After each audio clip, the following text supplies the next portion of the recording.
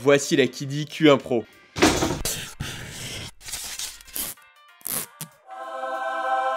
Sa promesse, offrir une alternative qui soit plus économique aux imprimantes 3D haut de gamme. Avec son corps XY, la possibilité d'imprimer du carbone et sa chambre autorégulée. Tout ça avec une bonne vitesse d'impression. Bref, sacrée ambition pour la Kiddy. Mais la Q1 Pro va-t-elle tenir parole? Ça serait pas la première fois qu'un fabricant nous fait des promesses fumeuses. Pour vérifier tout ça, pendant une semaine, on lui a fait passer une batterie de test et je vais donc pouvoir vous donner notre avis sur la Q1 Pro. Et petit warning avant de commencer, nos tests, ils ont été réalisés avant le lancement officiel de la machine. Donc peut y avoir entre-temps certaines mises à jour et certaines améliorations. Et de plus, je précise que la vidéo n'est pas sponsorisée. Kiddy nous a simplement envoyé un exemplaire en avant-première, mais sans contrepartie financière.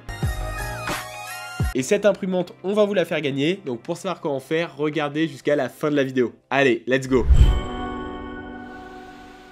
Ça peut paraître assez bizarre, mais le premier adjectif qui m'est venu à l'esprit, c'est le terme rétro-futuriste. Et vous allez voir, c'est pas anodin. Déjà un petit peu d'étymologie sur ce mot, technologie rétro-futuriste, ça désigne une innovation futuriste que les gens pouvaient imaginer dans le passé. Et cette description, elle implique plusieurs choses. L'imprimante a globalement une bonne tête, avec notamment sa porte incurvée transparente. Les menus, ils sont clairs, et on trouve facilement les infos comme le réseau ou la calibration. Et même si le look est différent, l'architecture est finalement très similaire à n'importe quelle imprimante encore XY.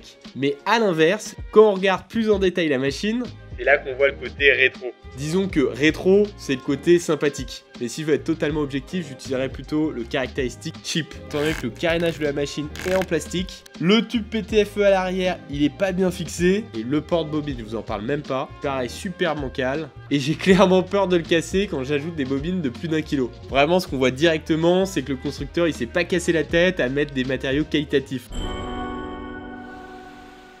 Niveau slicer, c'est clairement un jeu d'enfant. La Kiddy, elle a son propre slicer, qui est clairement une copier-coller du slicer de Prusa. Les visuels et les rendus y sont bons, même si ce dernier a tendance à en faire des siennes. Surtout quand il s'agit de découper une pièce. Chez nous, le slicer, il a craché plusieurs fois, et le logiciel a fait par moments des omissions de couches. Mais même si ça peut paraître scandaleux pour une imprimante qui est sur le marché depuis quelques temps, je vais être très indulgent sur ce point, étant donné que je le rappelle, on teste l'imprimante alors qu'elle n'est pas encore sortie. Donc j'imagine qu'il y aura des mises à jour et qu'on rencontrera plus de problèmes. En tout cas, Kiddy, on vous a à l'œil. Niveau firmware, notre Kiddy, il est sous clipper. C'est pas mal du tout et ça fait clairement le job, sans pour autant réinventer la roue. Il n'y a pas d'innovation, si vous avez déjà une machine qui était sous clipper, ça sera un jeu d'enfant pour vous, vous serez pas perdu. Vous pouvez bidouiller la vitesse, la température, les ventilateurs, bref.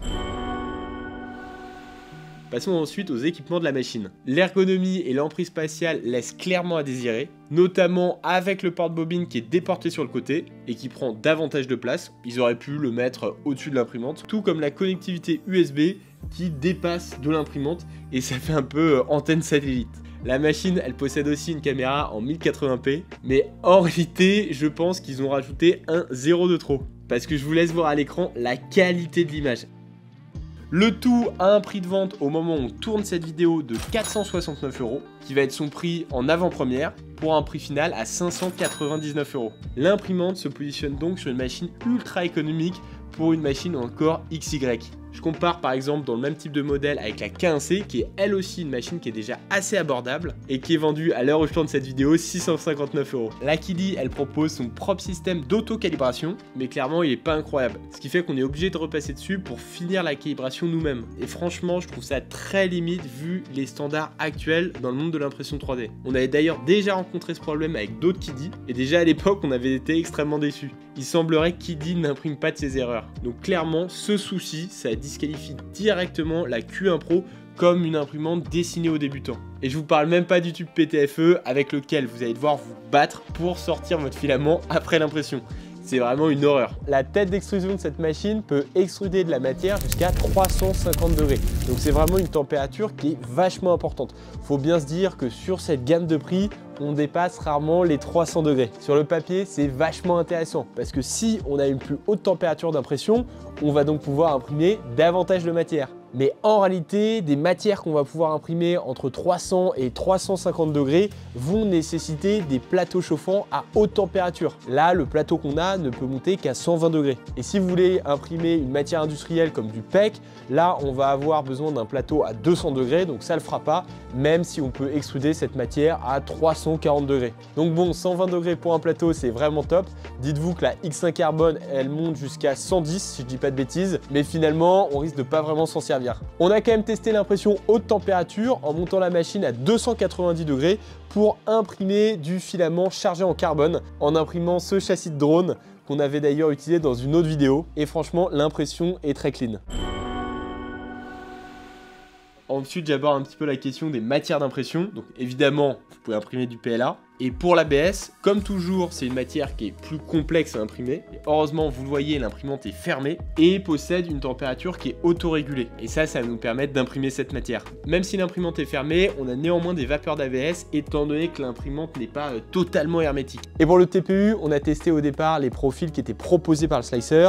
Donc je tiens à rappeler encore une fois qu'on teste cette imprimante en avant-première. Donc les profils qui sont proposés ne sont pas forcément très optimisés. Et quand on a lancé l'impression, c'est à ce moment-là qu'on a eu de gros soucis. Déjà, on a eu des problèmes avec le capteur de fin de filament qui utilise une ancienne techno qui est un capteur de fin de filament mécanique et pas laser comme ce qui a tendance à se faire maintenant. Ce capteur, il avait tendance à bloquer le TPU et en plus, on n'était pas aidé par les roues de la tête d'impression qui ont clairement une très mauvaise adhérence au niveau du filament et étant donné que le TPU, je le rappelle, c'est une matière qui est flexible, là, c'était encore plus compliqué pour ces roues de tirer notre filament et donc d'alimenter notre tête d'impression. Donc on a dû s'y reprendre à plusieurs fois pour enfin réussir à imprimer notre petit poulpe en TPU qui pourtant n'a rien de très impressionnant. On ne peut pas vraiment dire que cette machine en tout cas est pensée pour imprimer ce type de matière. Même si c'est possible, si vous n'avez pas un minimum d'expérience en impression 3D, vous risquez franchement de vous casser les dents.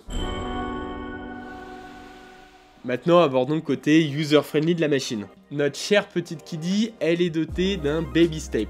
Pour rappel, c'est des réglages à petits pas qu'on peut faire durant l'impression, avec notamment tout ce qui est température, flot d'extrusion, ventilo, ajusteur en Z. Là, c'est des options qui sont fort pratiques, notamment, comme je vous le disais tout à l'heure, quand on a des soucis d'auto-calibration. Là, on va pouvoir ajuster en live notre impression. Petit point noir ensuite sur la machine, même si c'est évidemment justifiable vu le prix, c'est qu'elle ne possède pas de système type AMS pour imprimer un grand nombre de bobines. Au mieux, on a la possibilité de mettre une tête avec un double extrudeur pour imprimer jusqu'à 2 filaments. Donc ça peut être cool si vous voulez faire de l'impression bicolore ou ça peut être intéressant si vous voulez imprimer des supports dans une autre matière, notamment des supports qui peuvent être solubles. Donc globalement, sur ces différents points, l'imprimante est plutôt standard.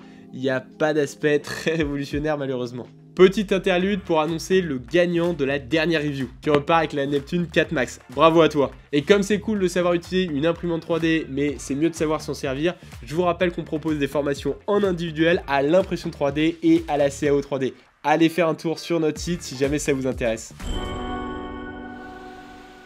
Bon, revenons à nos moutons. Vous vous demandez sûrement si cette imprimante pourrait être une challengeuse au grand nom de l'impression 3D, comme Bamboo, Prusa ou encore Creality. Vous allez voir, niveau impression, elle a néanmoins du potentiel. Pour notre premier Benchy, avec les paramètres du fabricant donc, on est sur un Benchy qui s'est imprimé en 20 minutes avec 2 minutes de calibration, qui est globalement dans la norme. Et le Benchy qu'on a est assez propre. Le ghosting et le stringing n'est que très minime et on voit honnêtement très peu de défauts. Ensuite, on s'est amusé à imprimer un torture test. Et disons que le torture test, il porte bien son nom. Pour la précision, il faudra attendre. Il y a beaucoup de stringing sur toute la pièce. Et je vous parle pas des chiffres qui s'apparentent plutôt à un test de vue chez l'opticien. Franchement, on les distingue à peine. La seule chose qui est vraiment très bien réussie, c'est les ponts, qui sont dignes du Tower Bridge et qui contrastent vraiment avec le reste du test. Mais est-ce que vous savez ce qui est encore plus impressionnant? C'est la vitesse de notre petite Kiddy. Vous êtes satellisé.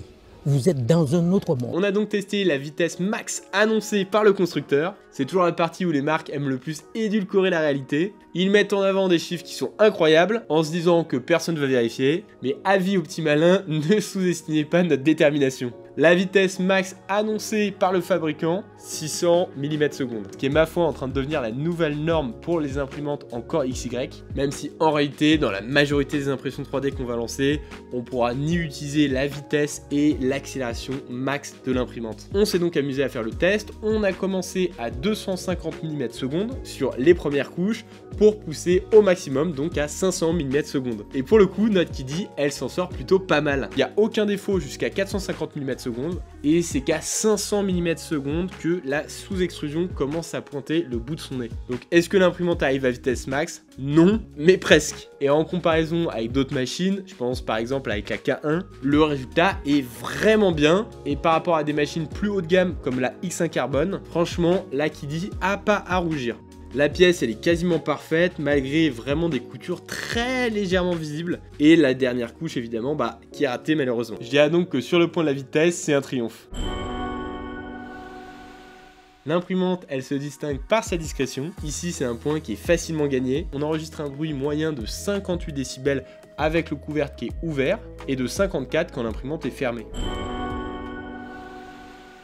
Bon, sur les impressions qu'on réalise, notre Kiddy s'en sort plutôt bien, mais le plus dur reste à venir, étant donné que le Torture Test nous a montré qu'a priori, la précision, c'était pas son fort. Donc quoi de mieux qu'imprimer un Vasmod pour voir ce que notre imprimante vaut vraiment en termes de gestion des vibrations. Pour rappel, la machine, elle est dotée d'un système d'input shaping et d'une pressure advance. Respectivement, ça signifie tout simplement l'annulation des vibrations et la compensation du débit. Et malgré tout ça, on observe un peu de sous-extrusion sur les premières couches et on observe sur les côtés un peu de ghosting, c'est très léger. Et pour rappel, on a imprimé ce Vasmod à 120 mm/s. On s'est aussi amusé à faire une pause durant l'impression pour voir comment notre machine arrivait à reprendre. Et malheureusement, on peut voir un petit décalage de couche sur notre pièce. Disons que ce test-là est loin d'être raté, mais c'est pas non plus impressionnant. C'est pas un des points forts de la machine. Niveau volume, malgré la taille de la machine, l'imprimante est en réalité capable d'imprimer seulement 25 cm3. Pour vraiment mettre cette bête à l'épreuve, on a lancé un petit projet marathon avec un Deadpool qui nous a duré 16 heures et globalement, la machine s'en est plutôt bien sortie, même s'il n'y avait rien de révolutionnaire. On observe du stringing sur la surface supérieure, du ghosting sur les surfaces planes à l'arrière et un léger décalage de couche sur l'avant du masque. Bon, si je devais conclure, à qui s'adresse cette machine? Pour moi, elle s'adresse à des profils intermédiaires en impression 3D et des personnes qui souhaitent imprimer un grand nombre de matières, mais qui ont malheureusement un budget qui est assez serré à consacrer à cette technologie. Par contre, si vous êtes débutant, je pense que cette machine sera malheureusement trop compliquée pour vous et surtout, elle propose des fonctionnalités que vous risquez probablement de ne jamais utiliser. Et au contraire, si vous avez un budget plus important en impression 3D, mais déjà à un certain niveau, là, tournez-vous vers des marques un petit peu plus premium. Et pour tenter de repartir avec la Kiddy, c'est super simple. Il vous suffit d'être abonné à la chaîne, de commenter la vidéo, de la liker bien évidemment, et ensuite on organise un tirage au sort et on annonce le gagnant dans la prochaine review.